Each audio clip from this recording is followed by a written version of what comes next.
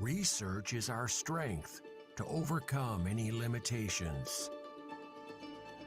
Innovation is the guiding vision that drives us towards the future.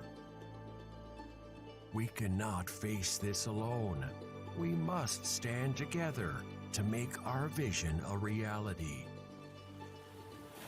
Growing strong upon the land of Nusantara, a magical place filled with miracle and wonder.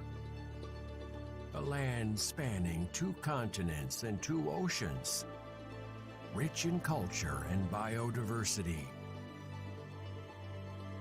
We and Indonesia are the necessary combination to realize the grand visions of the future.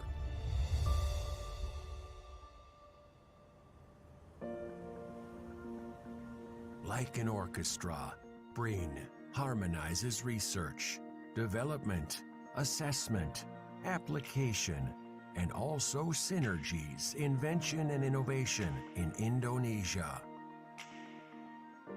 We created an ecosystem consisting of 7 deputies, 12 research organizations, and 85 research centers dispersed throughout Indonesia.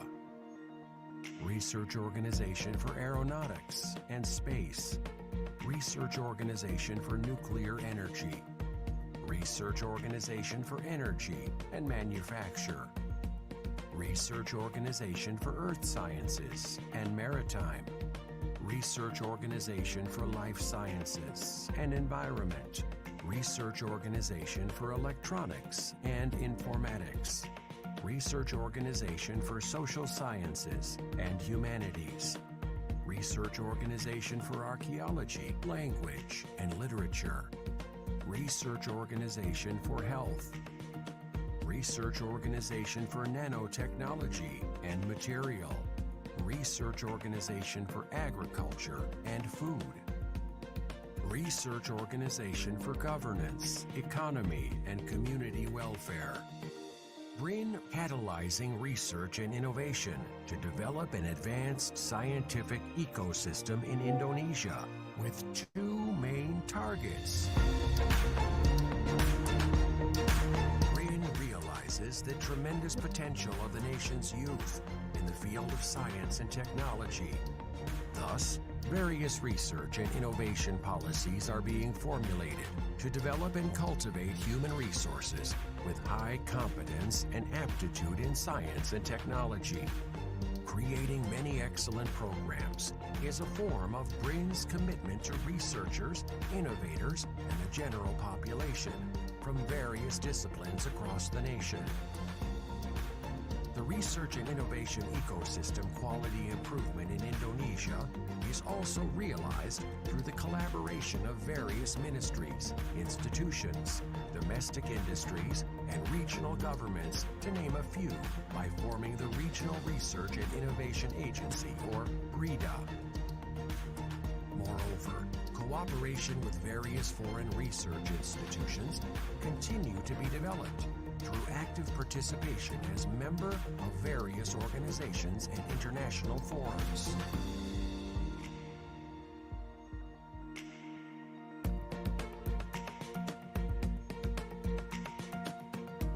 BRIN organizes research into a more effective and efficient process by integrating human resources, infrastructure, and budget from various research and development institutions.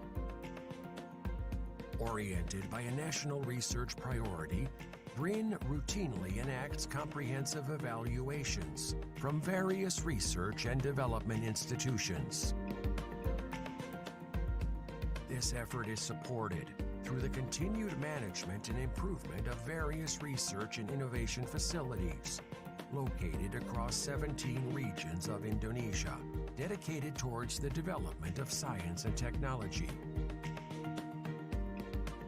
BRIN continues to improve our contribution to research and innovation towards national development by developing and revitalizing 4 areas of science and technology, or KST. An integrated area consisting of research laboratory facilities, testing laboratories, and industrial facilities for both startups and SMEs. Tenant office rooms, co-working space, meeting rooms, gallery rooms, and other supporting facilities.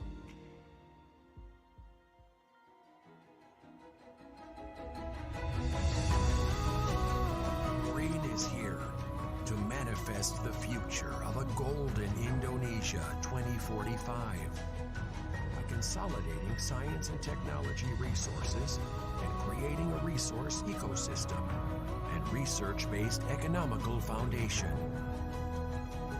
Transforming Indonesia as a global reference in the development and application of science and technology practices and the good of humankind.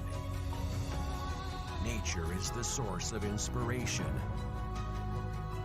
Knowledge is the foundation, and to be put in praxis for the sake of the nation.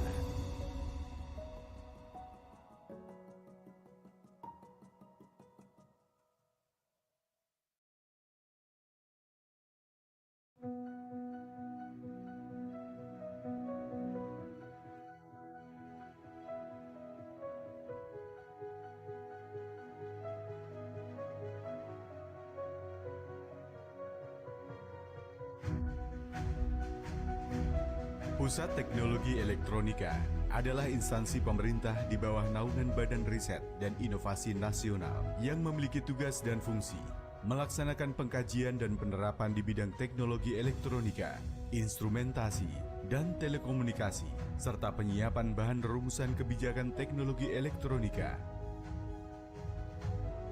Pusat Teknologi Elektronika berada di kawasan Puspiptek, Tangerang Selatan. Pusat Teknologi Elektronika dilengkapi dengan beberapa fasilitas laboratorium pengembangan dan pengujian.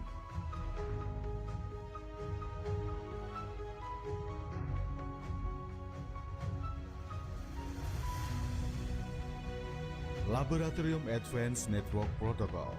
Laboratorium ini melakukan pengembangan di bidang protokol jaringan dan aplikasi multimedia. Laboratorium Fotonika. Laboratorium ini melakukan pengembangan di bidang jaringan fiber optik dan light fidelity.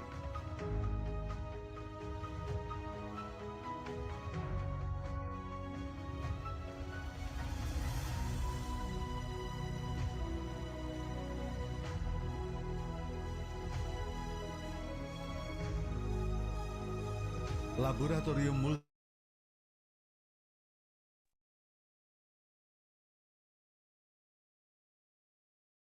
Okay. Ladies and gentlemen, thank you for joining our webinar. We will commence shortly. Assalamualaikum warahmatullahi wabarakatuh. Good afternoon and may peace be upon us all.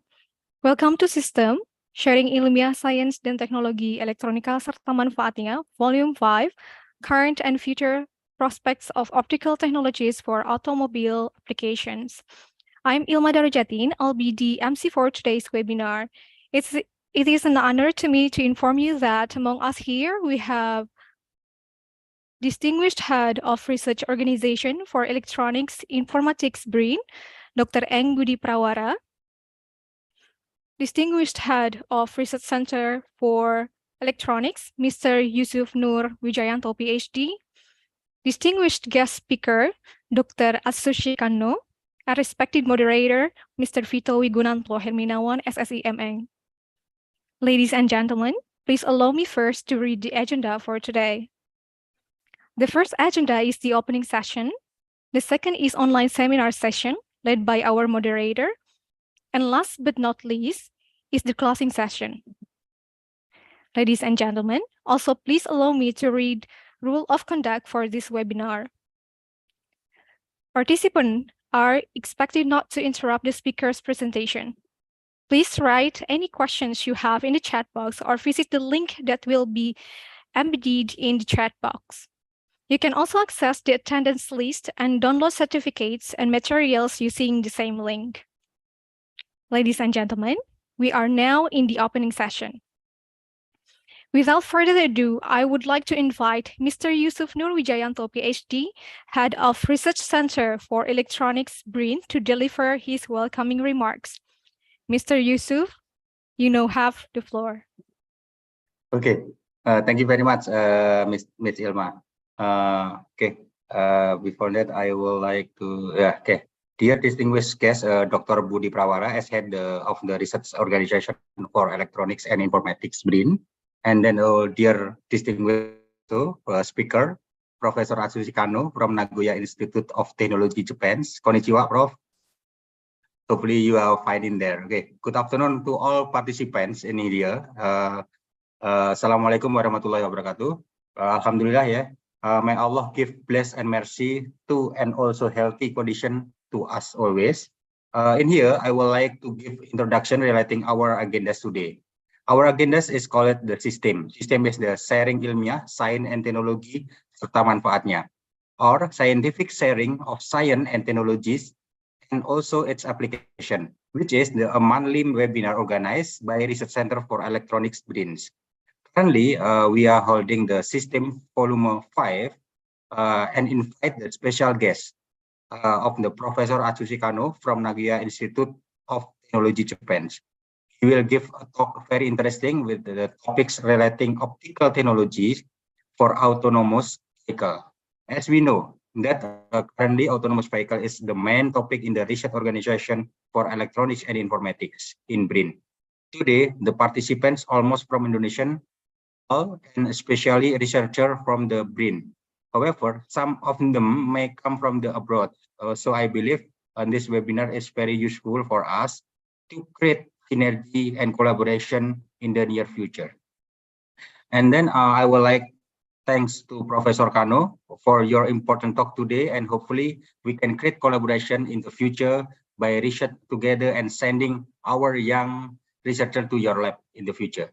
I would like thanks to also to Dr. Budi Prawara, who is attending in this webinar, and please to open our webinar today. Thanks to all participants, and please take the advantage of our webinar today. Last but not least, please enjoy our webinar today.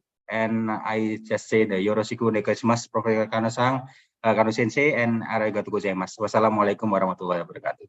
Waalaikumsalam warahmatullahi wabarakatuh. We would like to thank Mr. Yusuf Nur Wijayanto, PhD, for the welcoming remarks.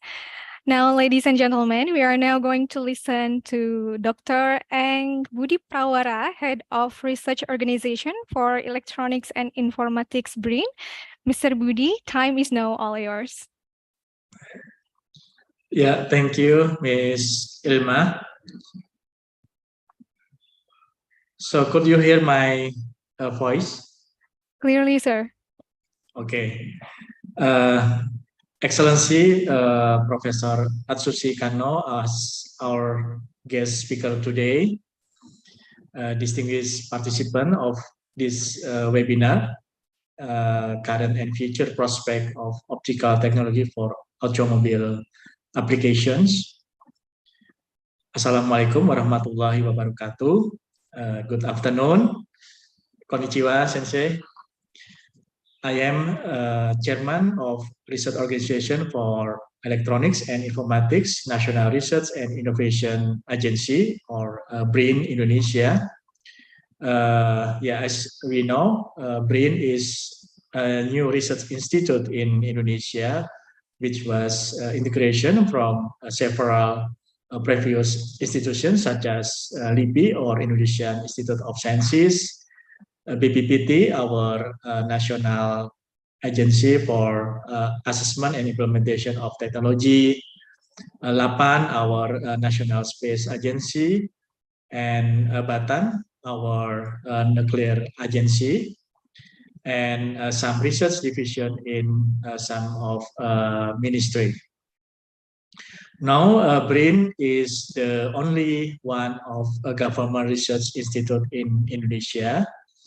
We have 15,000 researchers, Professor Kano, and we also integrate our infrastructure and also for budgeting and we have open platform. So we open the utilization of our infrastructure, not only for our brain researchers, but also for external researchers, for example, from university and industry. In our research organizations, as Pak Yusuf mentioned before, that we have one of focus program on autonomous vehicle, namely autonomous system for electric vehicles. And now we do some research and innovation on the system of the electric vehicle and autonomous, and also some of supporting systems such as sensing and communication system to provide safety and security for our vehicles. Several technologies are used in here, especially using optical technology such as LIDAR and visible light communications.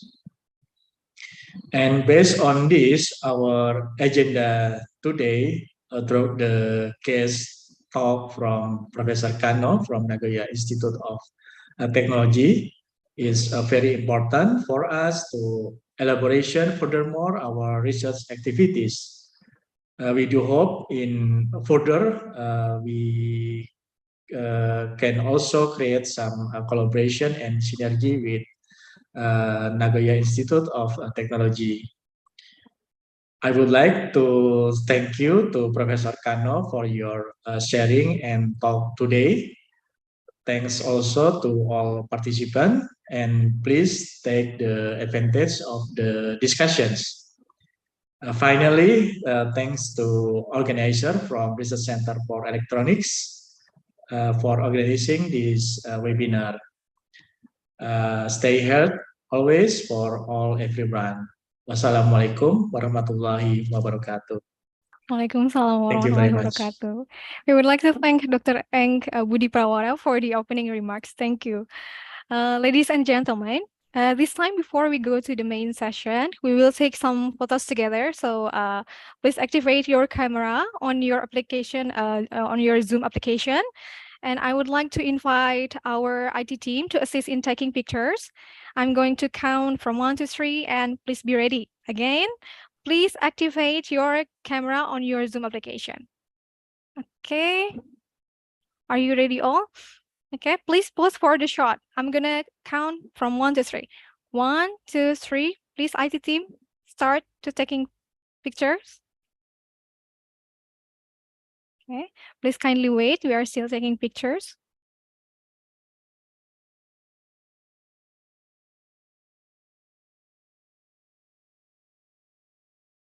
Okay, we've done taking pictures. Thank you for your all attentions. Okay, ladies and gentlemen, now we have come to our main agenda, the seminar session. All presentation and discussion will be moderated by our moderator, Mr. Vito Wigunanto Herminawan, SSA MEng. Allow me to read his short biodata. Mr. Vito Wigunanto Herminawan, SSE MEng, is a senior engineer at Research Center for Electronics. He has extensive engineering experience in navigation electronic system, charging station electronic system, battery-based electric motorized vehicles, smart cards, and telecommunications. He has granted some patents related to his researches that are registered in Indonesia. After completing his undergraduate studies in the field of electronics and instrumentation at Gajah Mada University, Indonesia, he continued his master's studies in information science at Nara Institute of Science and Technology, Japan, and has completed the program in 2020. Ladies and gentlemen, let's welcome our moderator, Mr. Vito Wigunanto Herminawan. Thank you for your kind introduction, Ms. Ilma. Ladies and gentlemen, my name is Vito Wigunanto, the moderator of today's seminar. I'm very happy to see you here and welcome all of you to System Volume 5. Today's seminar is about current and future prospect of Optical technologies for automobile application. Ladies and gentlemen, our speaker today is Professor Atsushi Kano. Konnichiwa, Kano Sensei.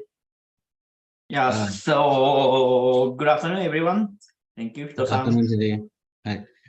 Let me to read the biodata. Professor Atsushi Kano, he is a professor in Center for Future Communication System, Department of Electrical and Mechanical Engineering, Nagoya Institute of Technology, Japan. He obtained Master and PhD at Tsukuba of University in the field of physics. He got some grants and awards. The ones are the first prize ITU Kaleidoscope 2015 Best Paper Award, and so many publications and books. The ones are wireless signal encapsulation in a seamless fiber millimeter wave system in 2019. 2019, yes. During 2006 until 2022, he joined the NICT, the National Institute of Information and Communication Technology, Tokyo, Japan, where he is the director of Optical Access Technology Laboratory, and now he is executive researcher in there.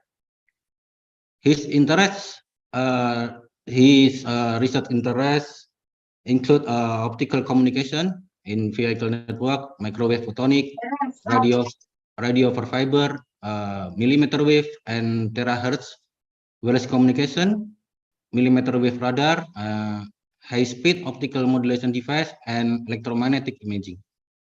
He is a member of the IEICE, Institute of Electronic Information and Communication Engineers, Japan Society of Applied Physics, Laser Society of Japan, member of IEEE, and Society of Photo Optical Instrumentation Engineering.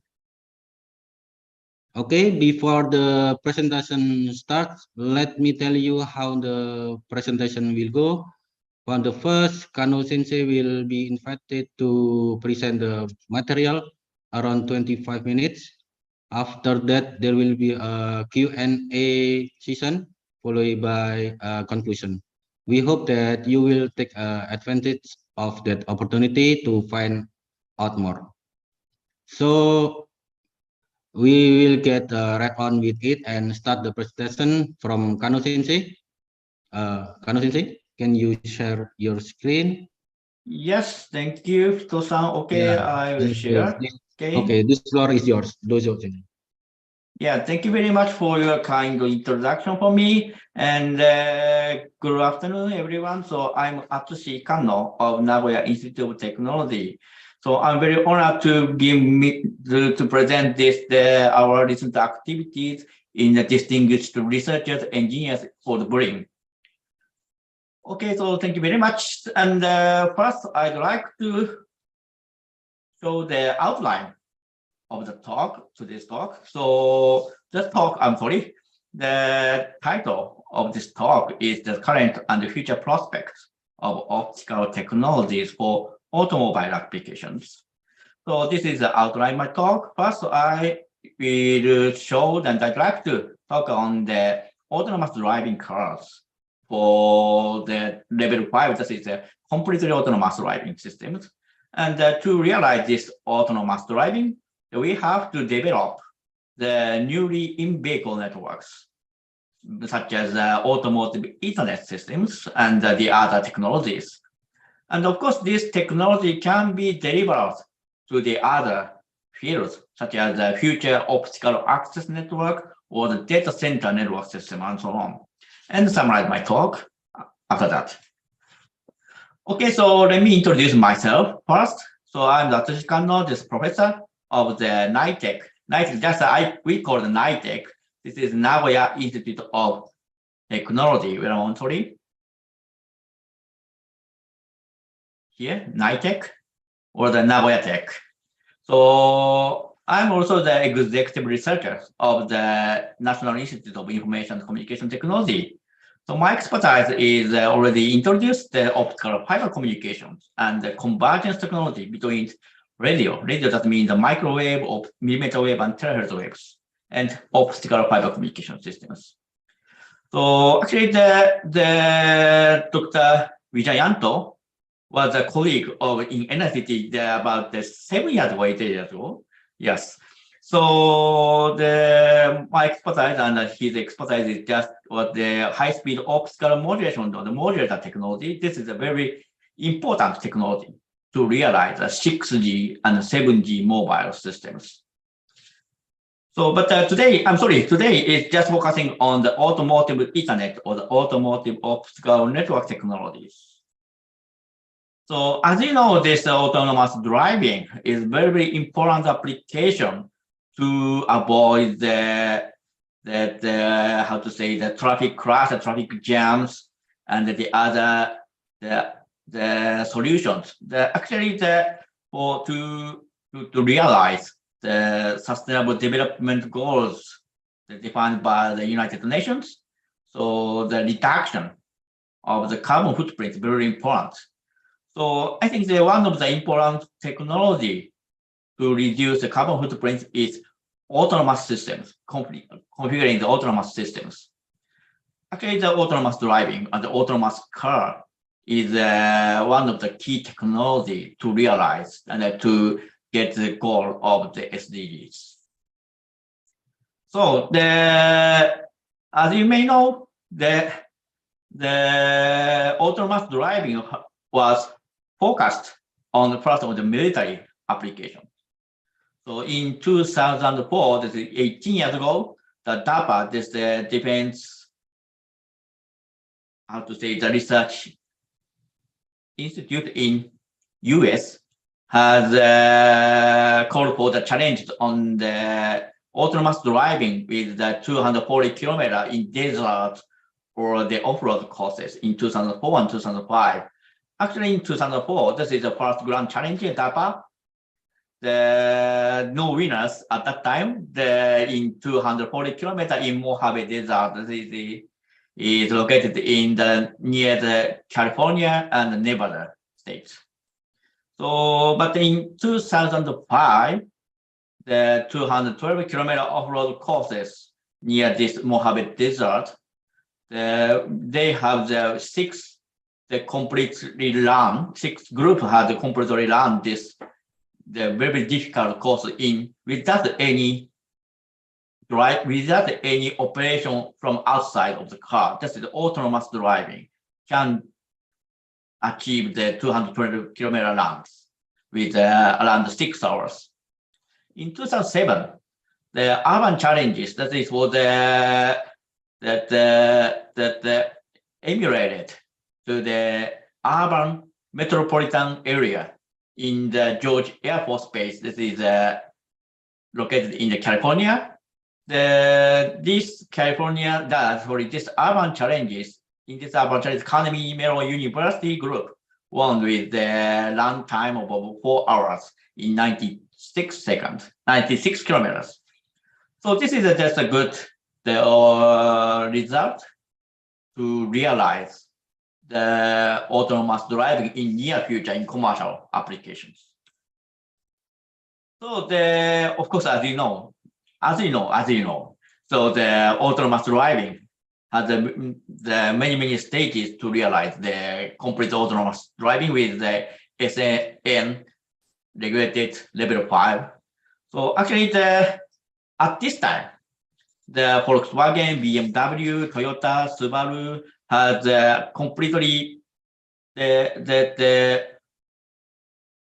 finished on the level 3 autonomous driving. Level 3, that means the vehicle conducts some part of the driving without driver's engagement and monitoring driver engagement. That means halfly realized by the autonomous driving in specific conditions. I think the Tesla US is one of the front runner to realize this autonomous driving. But even Tesla, the level 4 autonomous driving is not achieved yet. Level 4 is that people can drive and monitor the driving environment in themselves, but has certain environmental limitations exist. That means the Tesla's the autopilot technology can drive the highways autonomously. But in the dense urban area, it is a little bit difficult at this time. So in Japan, the 2023, the Toyota, Subaru, Nissan, Honda will try to realize the level 4 driving in real urban situations. That's in the Yokohama area. Now in Japanese government discussing on the level 5 autonomous driving after 2027 with the legal issues. So to realize this autonomous driving, so the automotive communication system, that means the in-vehicle communication system is very important because the many sensors, many camera, radars, LIDARs should be connected to the in-vehicle networks. This is the current technologies. We have the many technologies even this era. The LIN communication systems is with the one-wire connection bus topology that is connected to the powered mirror, powered seat, and the heaters. Because the lane is a very small data rate, it's less than 20 kbps. So the CAN bus is configured with a two-wire communication system. Is commonly used for, of course, the automotive technology, and sometimes the other technologies of other solution is for the smart factories. CAN is very commonly used on this area. In automotive system, the CAN is connected. CAN is used as the anti-skid braking systems, the powertrain control, engine control, something like that. But typically, CAN bus it has a capacity of about 1 Mbps. Even the newly developed CAN FD bus system, even this system, so 8 Mbps, 8 megabits per second is limited. Now, the Ethernet technology is delivered from the home and the data center technology to the automotive technology. So, but now this Ethernet, one automotive Ethernet system is just 100 megabps, so-called 100 megabase T1 technology with the unshielded twist pair. That's a two-wire systems. But for the autonomous driving, the capacity of the communication technology is insufficient to realize the many sensor recipients. But the automotive in-vehicle network, we have the many issues. So one of the big issues is that this automotive technology, the automotive system requires high operational temperature range. Almost all the devices should operate and they should drive with the temperature range from -40 degrees to 105 degrees. This is very tough conditions.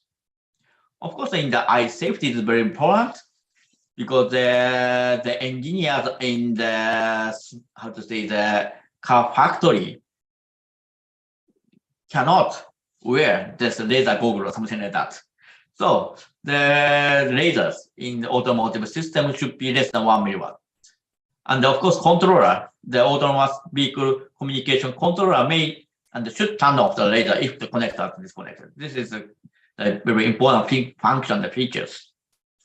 And of course, the lifetime of the devices is also important.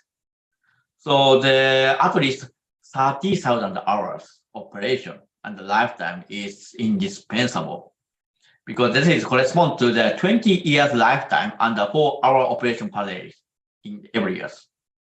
And moreover, the aluminum is the aluminum has very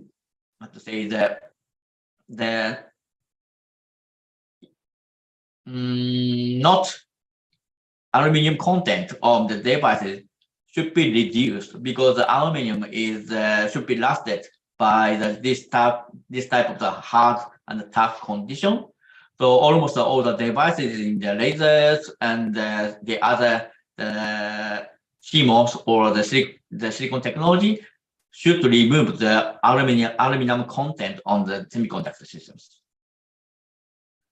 So to realize this, the high-speed optical technology in the automotive systems, MOST is one of the promising solutions, one of the solutions to for automotive infotainment backbone. This MOST technology with the optical system has already installed in the Toyota Prius or the other cars. I think the 100, 150 types of car in the worldwide, the most has been already installed with the plastic optical fibers. So this plastic optical fiber is how to say very used, and for the how to say the audio communication technology, so-called SBTIF, the optical link, toslink or something like that. So this optical fiber communication to deliver the digital optical system, how to say the audio system from the Blu-ray player or the PlayStation 5 to the, how to say, the audio visual amplifier or something like that. So this technology is very useful. So because this step index plastic optical fiber with has a very large core diameter of about 1 millimeter. So we can easily to bend this type of the fibers. But of course, it is very large core fiber, and it has the large loss and the large interference of the optical signal at the receiver end.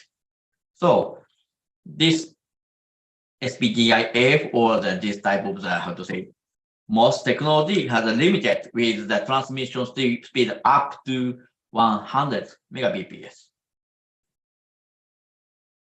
But this plastic optical fiber technology is can be used for the, how to say, the network technology in industrial conditions, the situations. Actually, almost all the industry has switched to the factory automations. So-called one of the smart factory has been developed in the many areas, of course, including the Indonesia. So this is just the example of the GDPs from the IMF. So actually, this red dot line is the empirical borderline of the complete factory automation installations. Actually, in Japan, this type of the factory automation was rapidly developed and installed when the GDP per capita was reached to the US 10,000 US dollars. Let's say in Japan, it reached in the 1981. Okay, this is as a look on the GDP growth in years with the Southeast Asia. So Malaysia, China has already achieved in 10,000 US dollar per capita. So actually, the Malaysia, China has already started to realize the, how to say, the smart factory automation, the factory automation in the system. Thailand, Indonesia, Vietnam is rapidly growth on the GDP and the rapidly growth and rapidly installed in the factory automation as a smart industry. But how to say, in industry 4.0, so is how to say, suggested by the Japanese, even in this industry 4.0 era, the small factories should be the, how to say, the handle-based or the manufacturer-based systems. So this is a well-known vision of the industry 4.0. This is the automated driving, automated control of in the line of the factory to develop some devices or something like that. But actually, the small factories, we have to develop some devices and products by our hands. But this we have to develop. We have to switch to this handmade factory to the automated factories.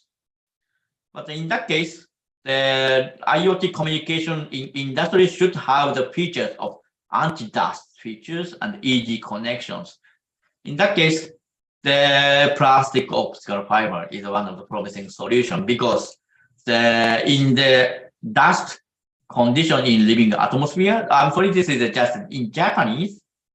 This is size of the house dust with 1 nanometer, 0.01 micrometer to 100 micrometer. So the core size of the single mode optical fiber is around 10 microns. So if the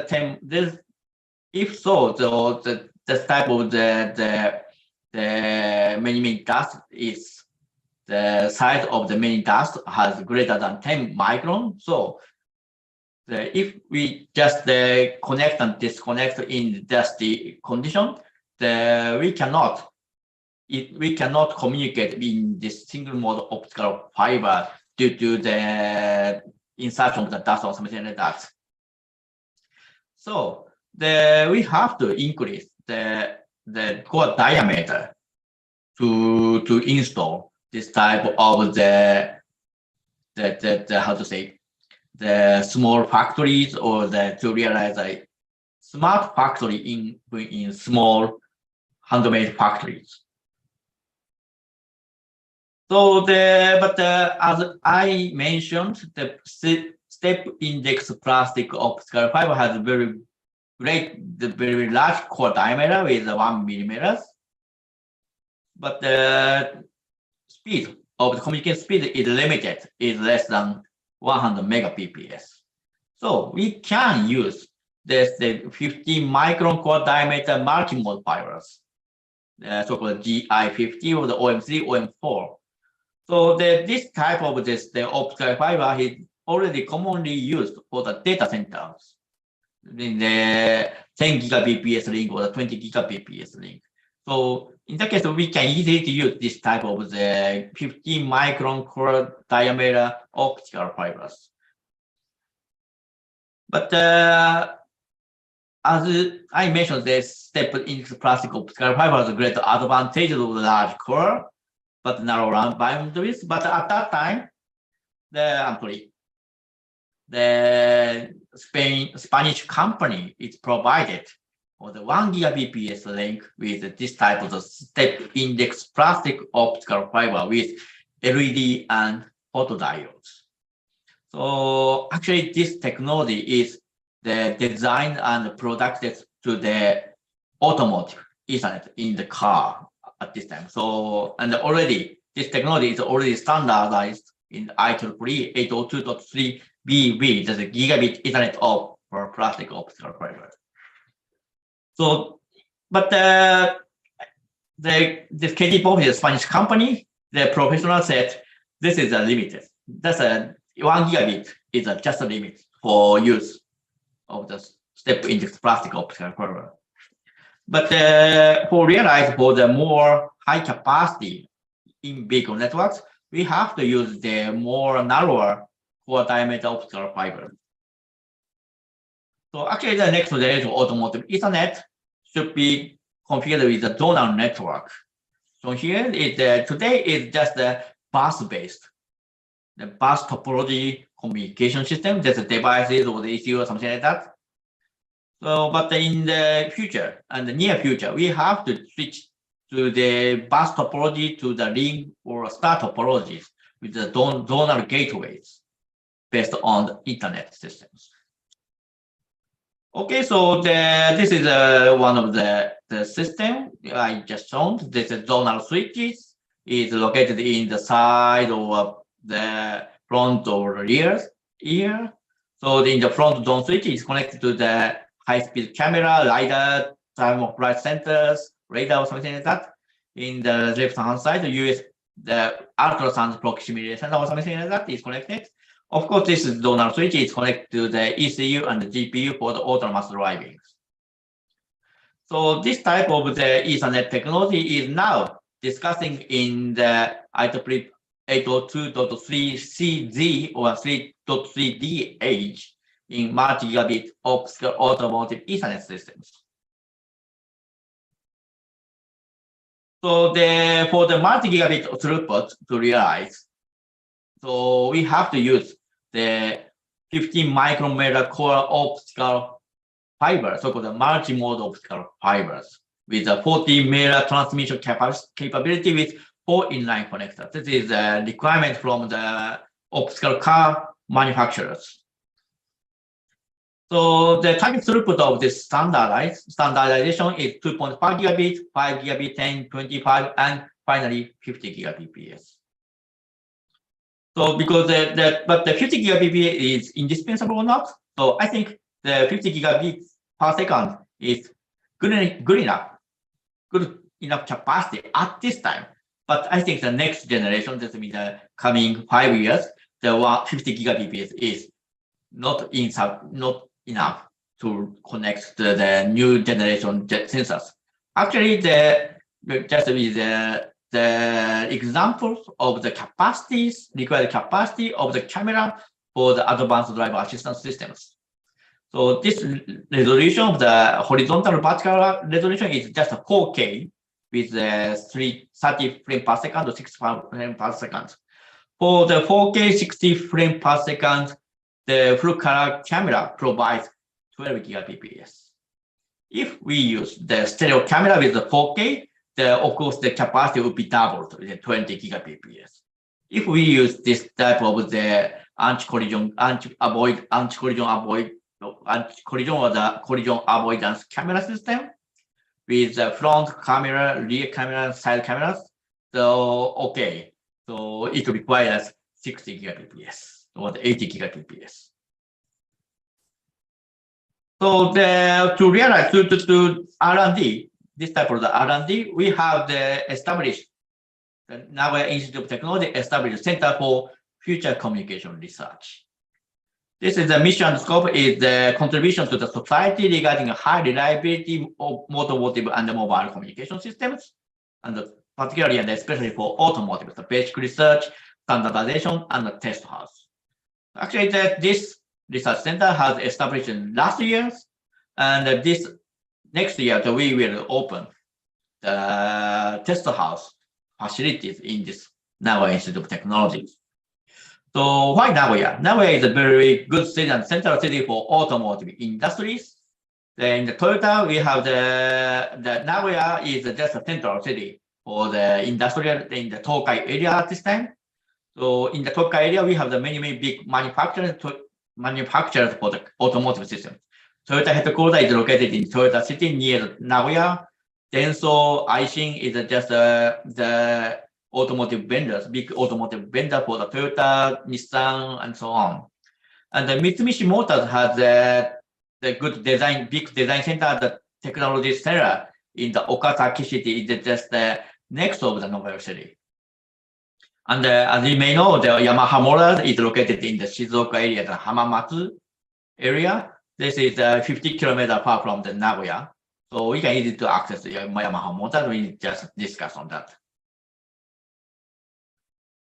Okay, so the aim of the mission of the Center of the Future Communication Research is, so we have to develop the automotive technology in automotive optical Ethernet and electrical Ethernet systems, as shown here. And we provide a test house to realize the closed and open strategy to realize the commercialization, the standardization to the international market, with the collaboration with the automotive vendors and the automotive industries. So we have the 7 divisions in this research center: wired communication in optical fiber solution, and wired communication in 2-wire copper wire solution, electromagnetic compatibility, wireless communications, quality of service, and based on the software-defined network or the TS and time-sensitive network, and car security and software-defined networks. So we have the many staff at this time. So the EMC and the communication QoS and security division, the wireless communication division, and the wired communication divisions. Okay, so I just speak here. So this is just an example of our test facilities. We have the radio anechoic chamber to test the EMC test or the EMI test for the harness in the car or something like that. And in the optical technology test set and the optical technology equipment and the L2 layer 2 or layer 3 test by the QoS or the TSN test set has already prepared. In next year we will open the facilities to the industries and to the commercial markets. Okay, this is one of the so this is just an example of our R&D in optical domain. So we just use the Mimo technology delivered from the 5G mobile or 6G mobile technology in the multimodal fiber to realize the high capacity and high speed automotive Ethernet technologies. So this is just the 3x3 Mimo technologies to realize the 10 gigabps, 20 gigabps, and 50 gigabps systems. And the other technology is the radio relay link inside the Pico. So millimeter wave signal, this is a 5G mobile signal, cannot penetrate to the inside the car because the car has a millimeter shielded, shielded by the metal plate. So it's not so easy to deliver the signal in the glove box or the other, how to say, the passenger seat or something like that. In that case, so some kind of the radio over fiber or the millimeter wave radio relay link system is a promising solution to deliver the 5G or 6G signal deliver from the outside to the inside the cars. This is collaborated with Yazaki Corporation. It's a very, very big manufacturer in the harness. This is, I think, Yazaki Corporation is one of the biggest harness company in automotive systems. And of course, the optical technology is, of course, it is used for the communication and of course in the sensing technologies. So LIDAR is a very promising solution to detect the outside the car environment. But the breakthrough of the phase array of the electrical beam scanning is indispensable. Actually, at this time, the Bell Array or the Vision Mini is just based on the MEMS or the 3D plus LiDAR system is already developed and commercialized. But it's a little bit difficult to realize the low cost and low price, how to say, the LiDAR system at this time. And we have the many competitors in the academia and industries. So that's why. So actually, our laboratory, that means our Center of Future Communication Research and our Kano laboratory is this LiDAR is out of scope, but we have to develop the part of the LiDAR technology, the simultaneous ranging with the communication link in the millimeter wave terahertz system or the optical systems. So we can easily to communicate. We can easily to connect the millimeter wave communication system with the optical fiber technologies, so-called radio fibers.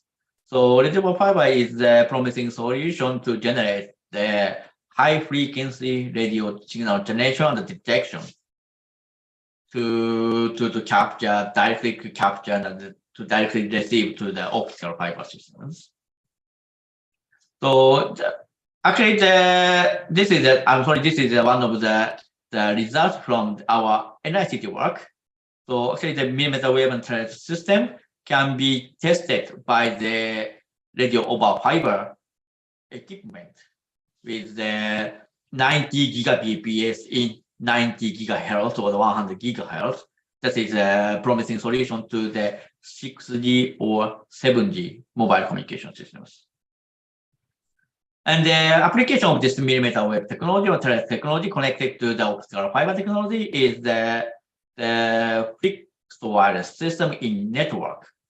So actually, the fixed wireless system is a promising solution to connect the access network without optical fibers. Actually, in Indonesia, Malaysia, Thailand, of course in Japan, some area cannot be in some area we cannot deploy the optical fiber due to the cost issue or the geographical issues. So in that case, we have to use the microwave communication link as fixed links. But the microwave link has a very small capacity, less than 100 megabps. So the many guys is just focusing on the millimeter wave fixed wireless systems, fixed access wireless access systems to deliver the 10 gigabps or 20 gigabps link in radio communication system. But in the millimeter wave, the signal has been affected by the weather conditions. Of course, in millimeter wave signal has largely attenuated by the rain or the large humidity condition, and some poles settled in the the radio equipment. If the strong wind is incoming in the pole, the pole is vibrated, so the received signal is very small. So we have to monitor this type of the spatial information, including the weather condition, to predict how to generate the millimeter wave signal to deliver the communication signal to the air or to the remote site. So actually, the Nagoya Tech has received the commission research for beyond 5G technologies from the NICT Japan to realize this type of the software-defined network-based the radio controlled by optical networks. Okay. So I'm sorry, the time is limited. So I'd like to summarize my talk. So this is just a brief introduction of automotive technology outlook for current and the future prospects for realization of the real level 5 autonomous driving cars. Of course, the R&D on the broadband in-vehicle network based on the optical system is very important, and to check and to evaluate this type of the network, we have to prepare the test house solutions, and we have to operate this test house to open the vendors and academia from the viewpoint of open innovations. And of course, this type of the converged technology of the optical system and the millimeter wave transfer system is a promising solution for realization of the ubiquitous network. Anywhere, anytime, anybody can connect to the internet. Actually, this is just a brief introduction and a brief summary of my talk. So, but Nagoya Tech will contribute this type of the technology to realize the future network in 2030s.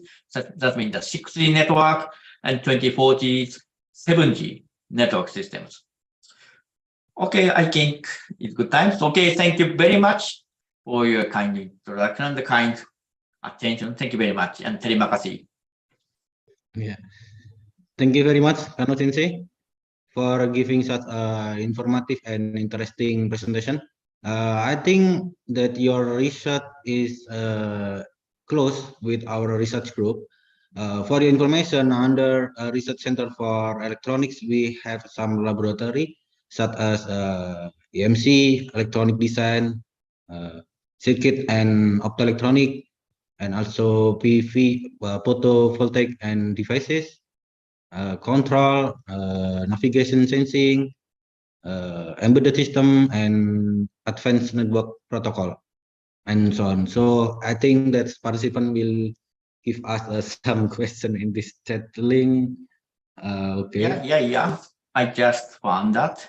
Yeah. Ladies and gentlemen, now are the time for the question and answer session. I will read the question from the chat box. If you want to ask directly, please raise hand. Okay, for the first one, I can see. Okay,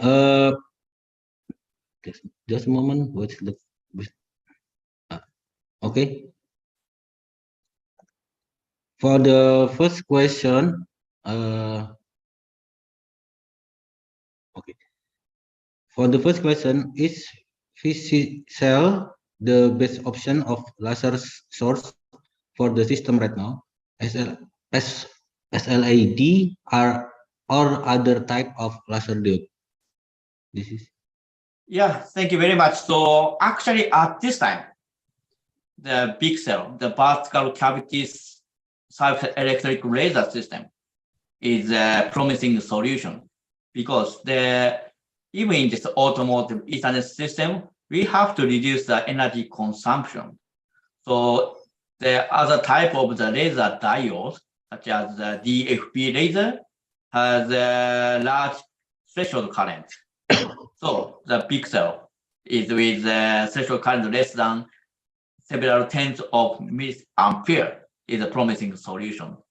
So, and the many manufacturers, so-called Philip Electronics and INEOS in US and the other finishers and the VIS company in Germany has provided the high-speed big cell with 25 gigahertz operated big cell has been already developed and commercialized.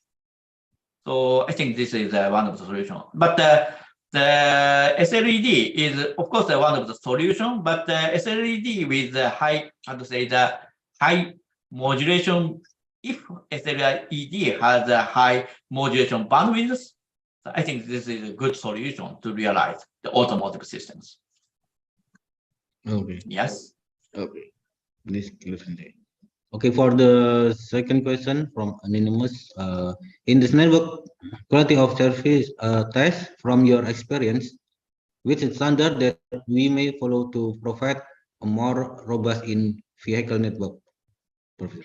Yes, so actually, so at this time, the QoS is very important in the automotive Ethernet system because we have to rank the how to say the information delivered in the network.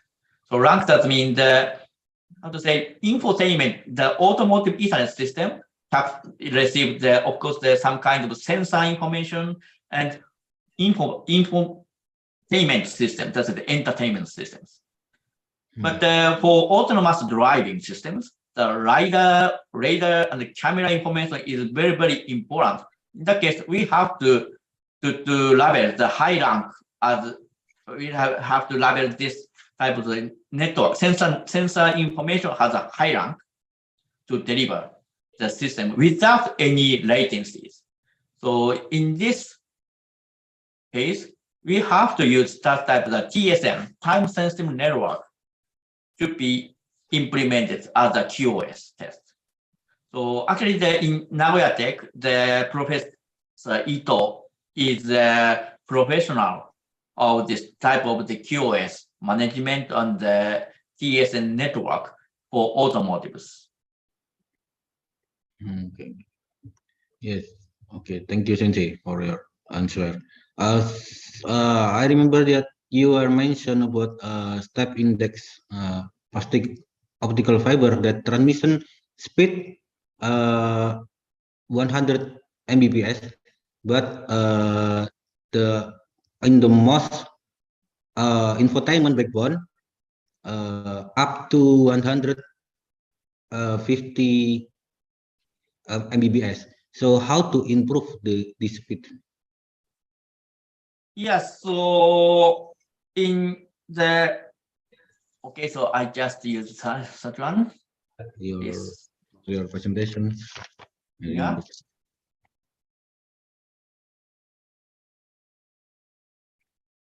Actually, most technology is just the on-off or the PAM4 based, PAM3 based technology to realize the 150 megabps in plastic optical fiber.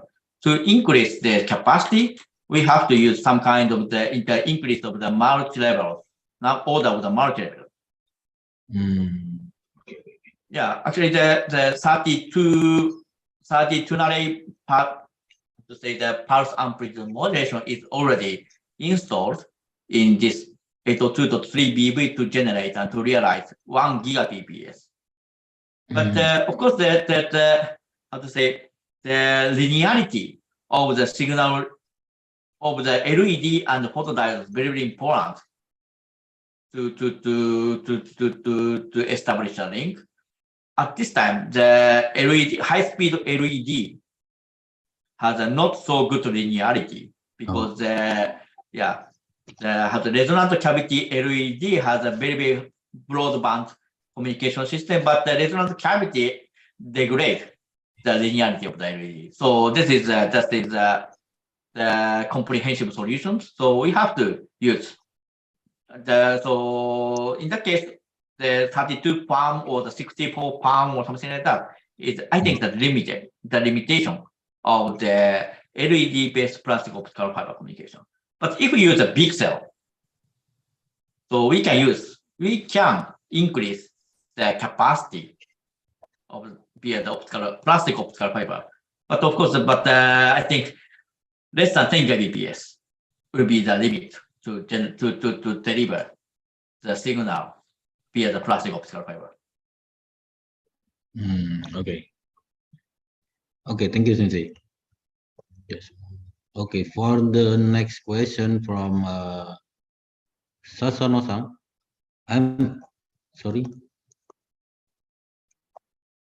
curious, whenever plastic optical fiber possibility, whenever the cars are tested in Indonesia, cars are running more than 1,000 kilometers during a long holiday. Yeah.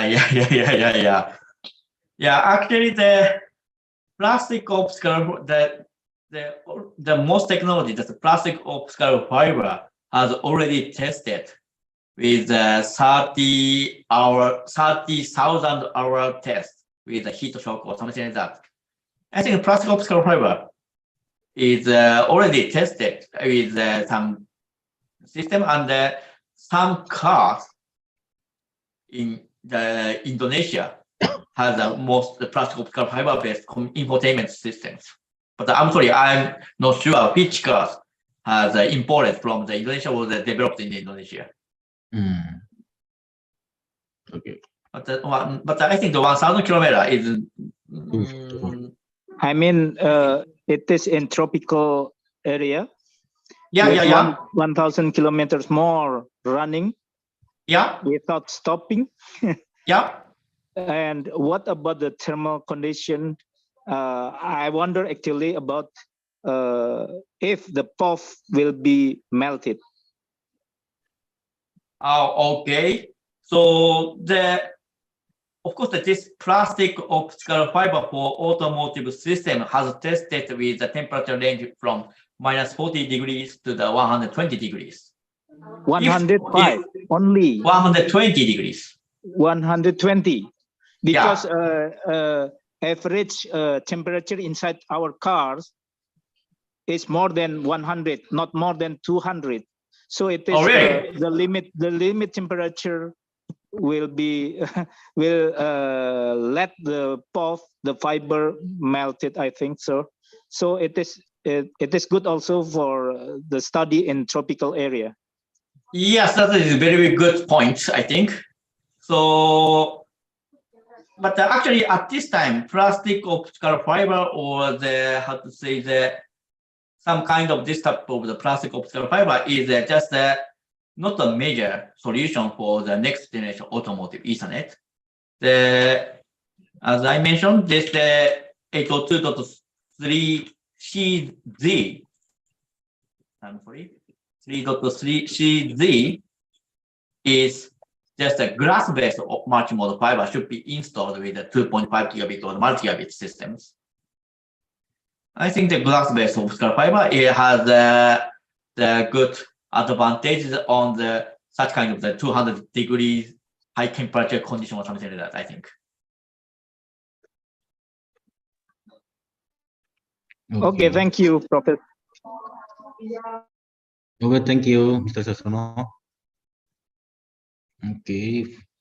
Yeah, we have two questions from the chat box. in this room from Miss Bunga Meizia. Thank you for explanation, sir. I would like to ask you about this research in detail in the future. How will this research will be and how to develop it if it will be do it in Indonesia? I think previous question same like Sasono Sang question. So or maybe since I have the another answer. Yes, that is a similar answer I'd like to say. So actually, this type of tropical area condition is very, very important because half of the area in the world is just tropical area or the very heated area. But in this area, we have to use we have to develop we have to use the car by the transporters. So I think we have to develop the higher temperature range optical devices or the electrical devices to install the car. And another important point is just vibrations. In the metropolitan area, such in Tokyo or the New York, the road is very flat, but some area is very bumpy situation. So the vibration control or the anti-vibration of the harness or the connectors should be installed in the car. Okay. Yep. Okay, for the next questions come from Mr. Taufik Ibal Ramdhani. I would like to ask question regarding the transmission in automobile, whether between V2V or V2I, it can be achieved using wireless communication. What the type of transmitter or receiver is good to implement massive MIMO technology? Let's talk about the MIMO. Yes, I think very good questions. So, okay, so in my opinion, we have to separate the wireless communication technology for VTV, vehicle to vehicle, and vehicle to infrastructures. So actually, V2I, the vehicle to infrastructure, should be used based on the mobile technology, so-called 5G or the 4G, so-called the cellular V2X communication systems. But in that case, so if we use the 28 gigahertz 5G millimeter wave signal as a CV cellular vehicle to infrastructure, we have to implement massive MIMO systems. But it's a little bit difficult. I think some sub-6 frequency range communication system should be implemented for the fast cellular V2X communications. But on the other hand, on the VTV, vehicle-to-vehicle communication systems, so for the, trinary bus communication or the transportation system, I think the millimeter wave single carrier communication or the terrestrial wave single carrier connection is good enough. Because the B2B communication for the trinary systems, trinary configuration, the distance between the vehicle is less than 5 meters. So very, very short range communication systems. In that case, simple and high capacity millimeter wave and the telecommunication system is more useful for that case, I think. Okay, clear, Sanjay. Okay, so we have the next question from the question link, please. This one. Just a moment. From Mr. Merlin, any possibilities or experiences about the electrical to optical and optical to electrical converter in biomedical field, such as diagnostic or detection? Yes, thank you very much. So Actually, the NICT has some project related on the biomedical sensing technology based on the optical fiber communication systems. One of the technologies and one of the solutions, this is collaborated with Chiang Mai University, Thailand, and Khon Kaen University of Thailand, and NICT provided the, how to say, the antigen and antibody sensing chip in optical systems. So in that case, in this system, the laser technology is very important. And of course, there's some kind of the wavelength sweeper technology based on the EO modulator is very useful to realize a high-speed scanning of the antigen antibody silicon photonic chip or something like that. I think this is one of the important solutions. And the other solution is for the, how to say, the confocal, the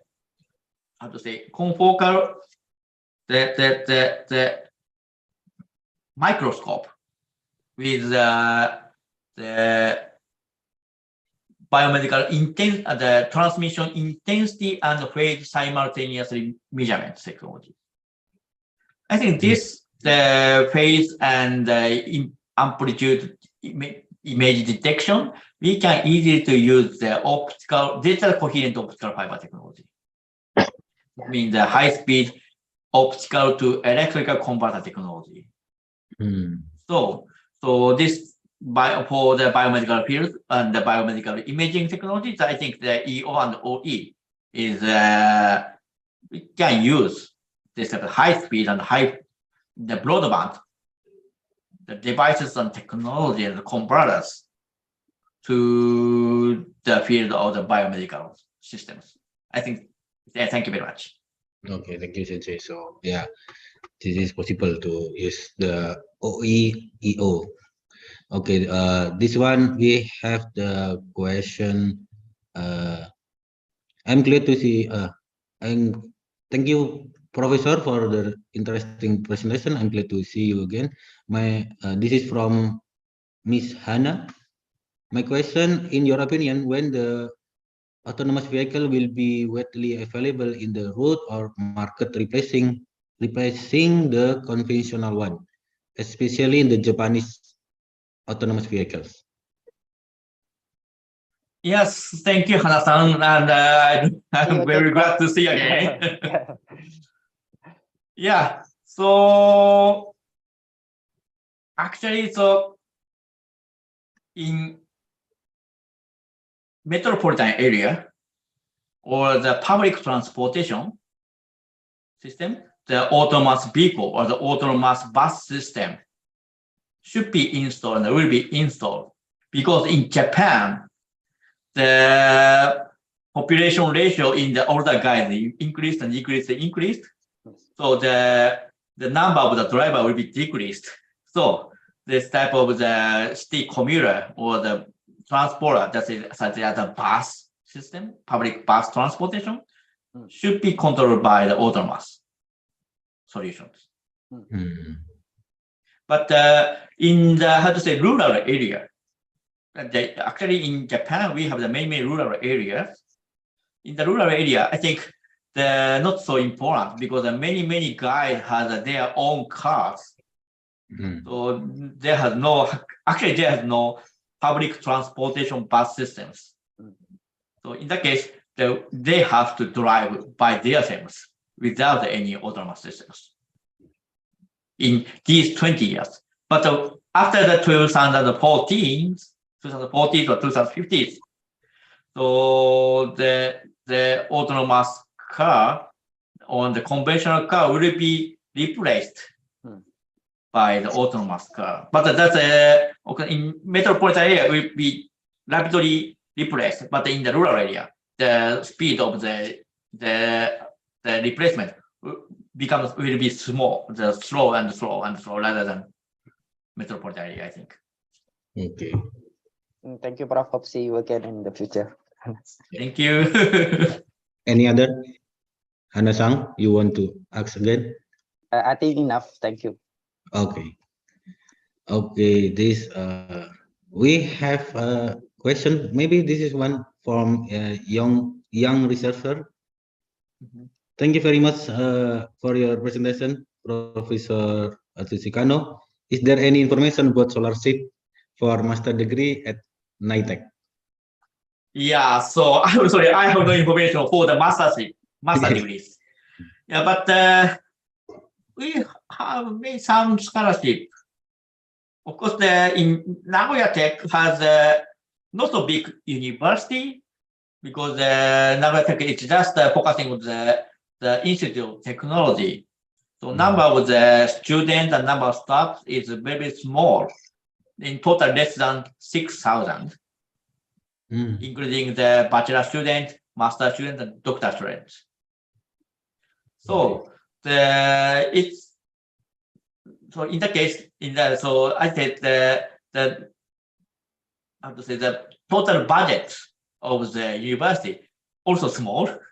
So I think some kind of the scholarship we have, but I'm not sure this is focusing on the master course or the PhD course or not. So I will check later. Thank you very much. Okay, good. Okay, yeah, maybe we hope on the future we can make a collaboration and send out the young researcher to NITEC. Yeah, thank you very much. This one, any other question? Maybe this one from AMC member. What I know is that electromagnetic signal can interfere with other devices in the vicinity. Related to MC, how does millimeter wave affect the vehicle? And is there a power standard for millimeter wave transmission? Yes, thank you very much for the, so the first questions. So this is just the Center for Future Communication Research. We just have the communication EMC divisions here. So under IEC standard organization has established for the EMC standard, the EMI test standard in TC47, I guess. So in that, the community and the community in our NITEC is just test for the EMC design and the EMI electromagnetic immunity test to the harness in the car and to design the chip on the ECU and the board, PCB board in the ECU or something like that, like this. So, okay, so So actually, in automotive Ethernet systems, so the EMI, the EMC is very important issue. So to say the 100 megabit Ethernet, so-called broader network, is the carefully designed for the anti-EMI systems. So for the lower frequency, less than the 1 gigahertz is very important. But in the millimeter wave systems, I think, of course, would be affected. But the devices, such kind of ECU, GPU, and the communication chips is operated with less than 30 gigahertz, even in the very advanced system. So 60 gigahertz or 90 gigahertz, 80 gigahertz millimeter wave cannot affect that, I think. But some millimeter wave, such kind of 5G signal, may affect. So that's why the IEC or the other standardization bodies is just now discussing and researching this type of the effects from the microwave band to the millimeter wave band to the automotive EMC design, the EMI test, I think. And I'm sorry, I have no idea and I have no information on the power standard for the millimeter wave transmission. Doesn't power standard doesn't mean the SAR or the other the coefficient or the other values.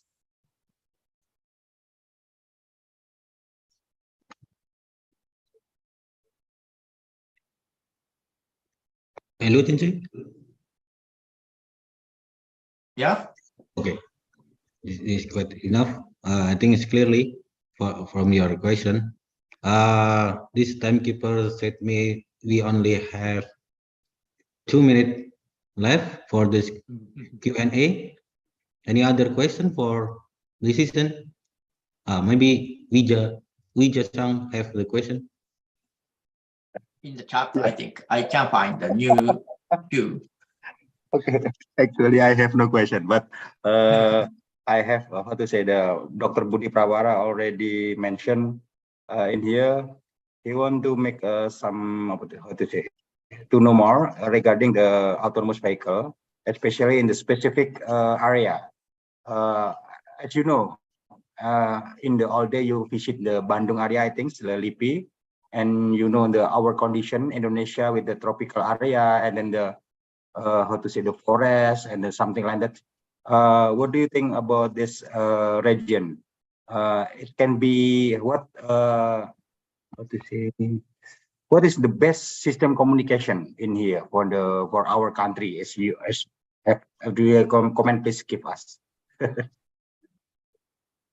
Yeah, we can answer. Thank you very much. So it's a little bit difficult to say that. So how to say for automotive systems?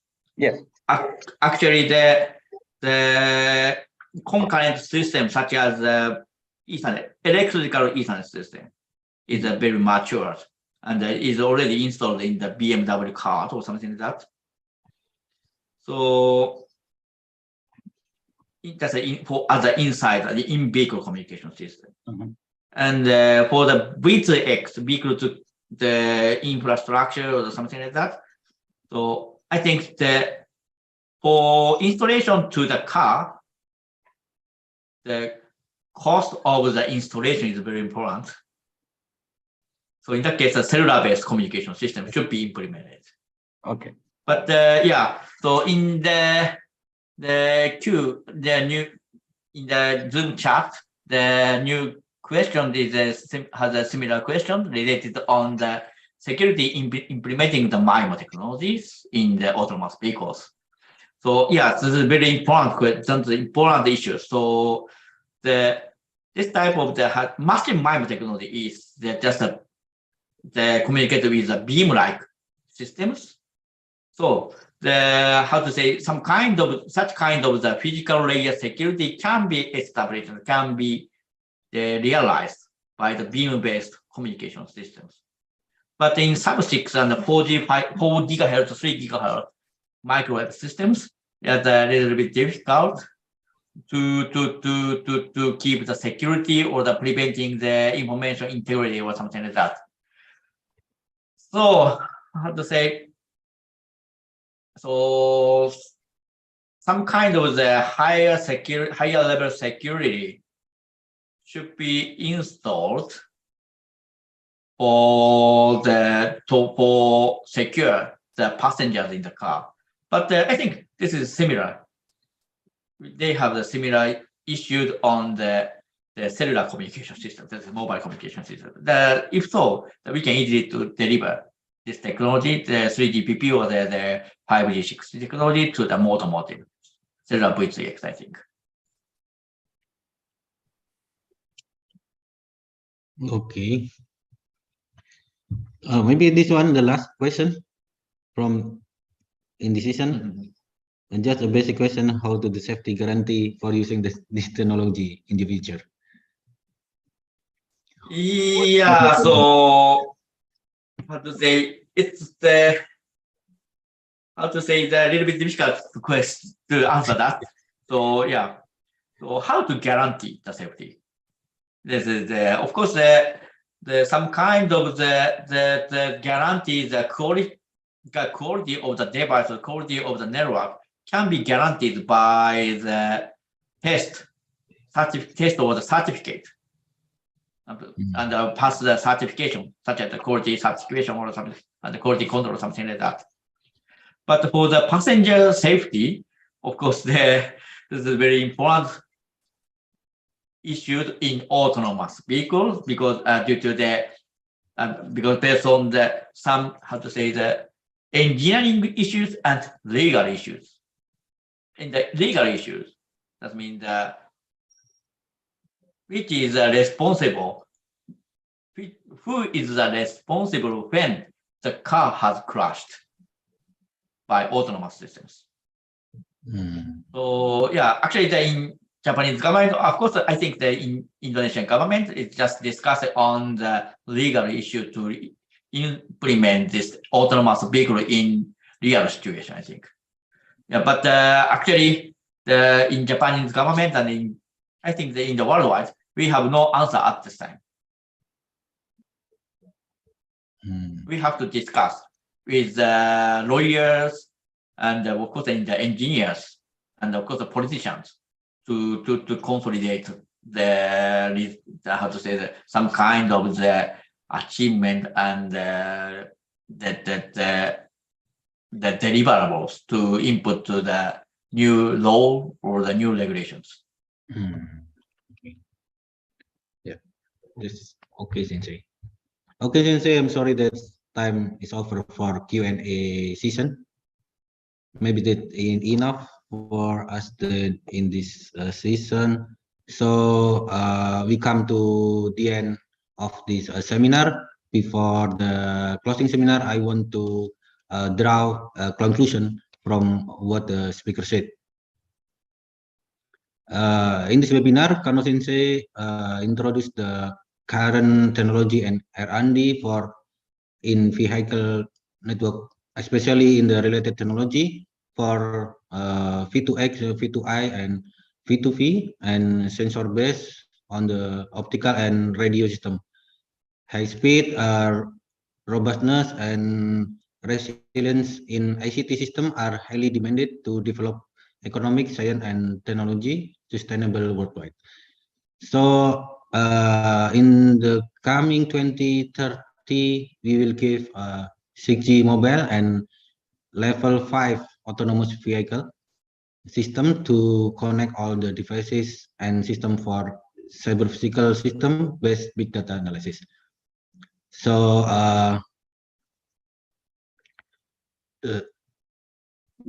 however, to support the safety in autonomous vehicle, the current 100 Mbps, even though advanced 1 gigabit per second, the in-vehicle network is insufficient to receive the signal from high-resolution sensor such as LIDAR and camera, and also broadband in-vehicle network are required.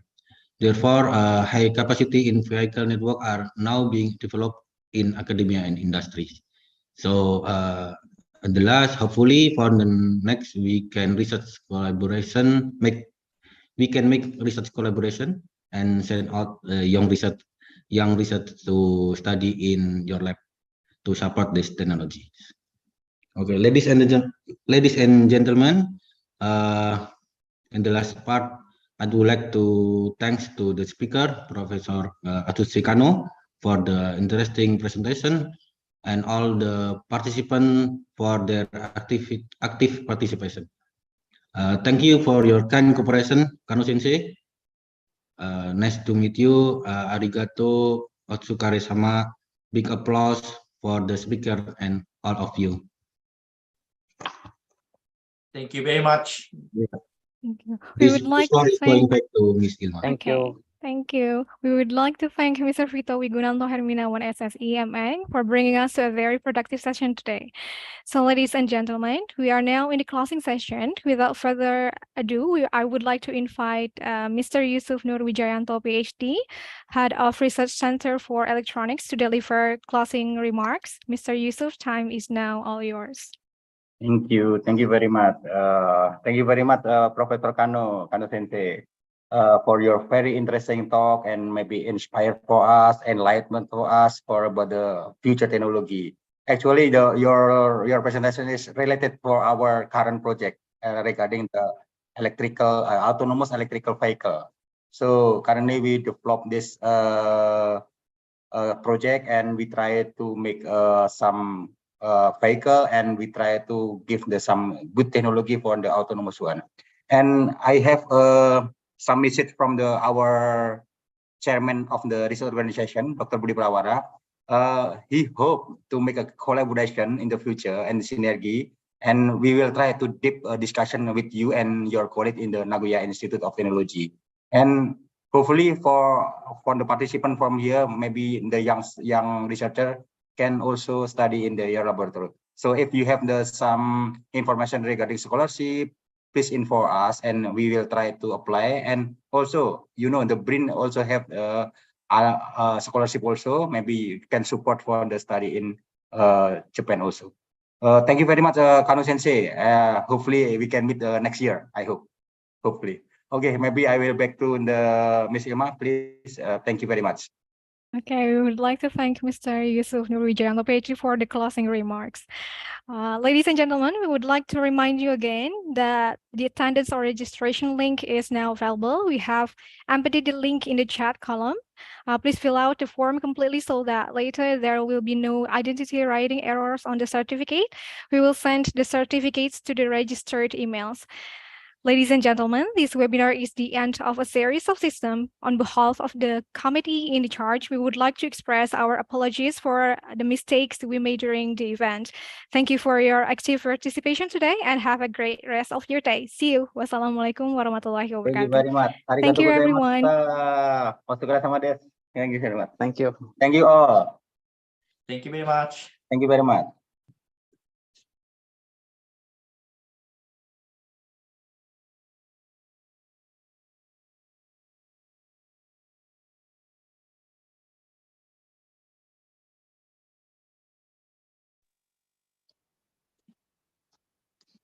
Kano Sensei. Yes, あ I'm here. も Yeah. もしよろしければ、個人的に質問がありますが、電子メールとしてよろしいでしょうか。はい、OK です。大丈夫です。ありがとうございます。 Welcome. Yes. よろしくお願いします。その説。はい、Thank you very much. 失礼いたします。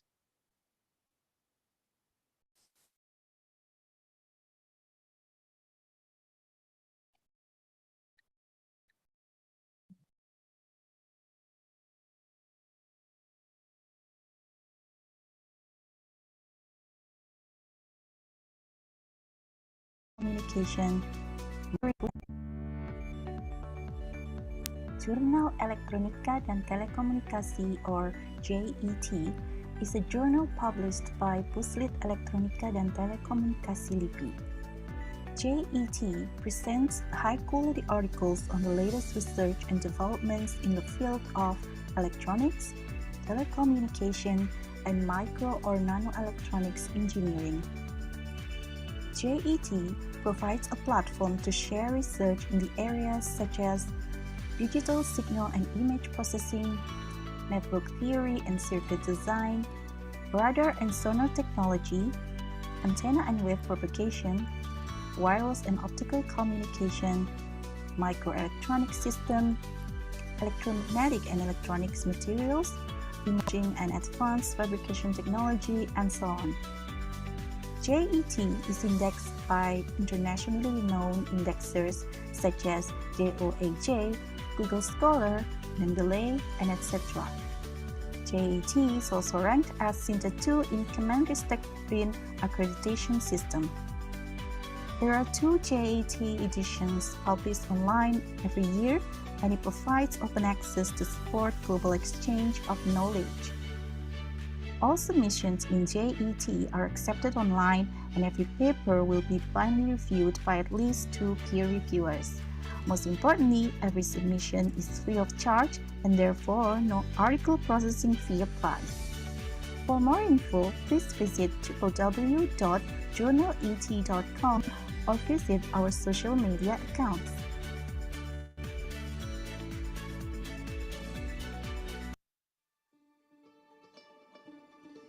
Research is our strength to overcome any limitations. Innovation is the guiding vision that drives us towards the future.